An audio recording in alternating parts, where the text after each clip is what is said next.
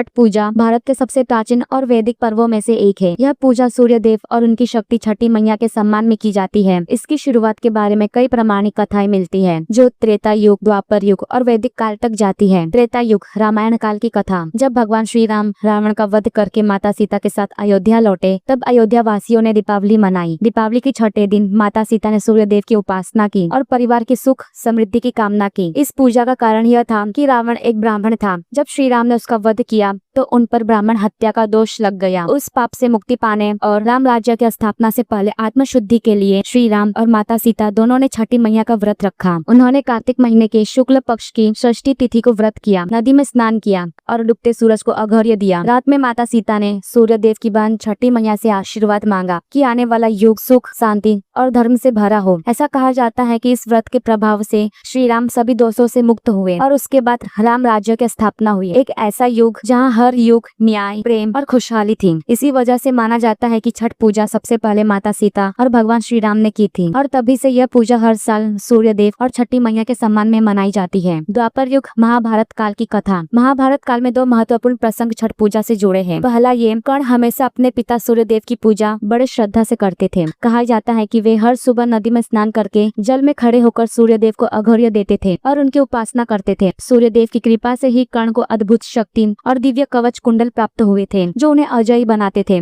कहा जाता है कि कर्ण के सूर्य उपासना की परंपरा ही आगे चलकर छठ पूजा का एक प्रमुख रूप बनी। लोगों ने सूर्य देव को अर्घ्य देना और जल में खड़े होकर उनकी आराधना करना कर्ण की भक्ति से ही सीखा। और दूसरा, जब पांडव अपना सारा राजपाट हार कर वनवास में थे, तब उनके जीवन में बहुत कठिन समस्या चल रहा था। भोजन की कमी थी, दुख और निराशा बढ़ रही थी। उस समय द्रौपदी बहुत चिंतित रहती थी कि उनके पति फिर से अपना राज्य कैसे पाएंगे। एक दिन ऋषि लोमस वहां आए और द्रौपदी को बताया कि अगर वह सूर्य देव और छठी मैया की पूजा करेंगी तो उनके सारे दुख दूर हो जाएंगे और उनके पति फिर से अपना राज्य प्राप्त करेंगे। द्रौपदी ने ऋषि की बात मानी। उन्होंने षष्ठी तिथि के दिन व्रत रखा, नदी में स्नान किया और सूर्य देव को अर्घ्य देकर छठी मैया से प्रार्थना की कि उनके परिवार का संकट दूर हो जाए। कहा जाता है कि द्रौपदी की श्रद्धा और तपस्या से प्रसन्न होकर सूर्य देव ने उन्हें असीम शक्ति और आशीर्वाद दिया। इसके बाद धीरे धीरे पांडवों की सारी परेशानियां खत्म होने लगी और अंततः उन्हें फिर से उनका राज्य मिल गया। इस प्रकार छठ पूजा को विश्वास और कठिन समय में आशा की प्रतीक पूजा माना जाता है, जहाँ सच्ची श्रद्धा और संयम से रखे गए व्रत से जीवन के दुख दूर हो जाते हैं और सुख समृद्धि आती है। एक पौराणिक कथा के अनुसार राजा प्रियव्रत